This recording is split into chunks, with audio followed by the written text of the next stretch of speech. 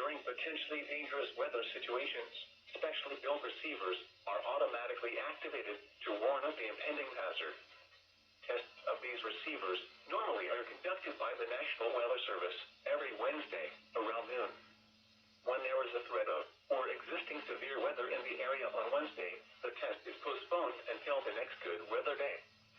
The warning alarm transmitted over this and other known radio stations in southern Wisconsin will normally be activated for watches and warnings that affect the following Wisconsin counties: Richland, Vernon, Adams, Juneau, Marquette, Waushara, Winnebago, Calumet, Manitowoc, Sauk, Columbia, Green Lake, Fond du Lac, Sheboygan, Dodge, Washington, Ozaukee, Iowa, Dane, Jefferson, Waukesha, Milwaukee, Lafayette, Greene, Rock, Walworth, Racine, and Kenosha.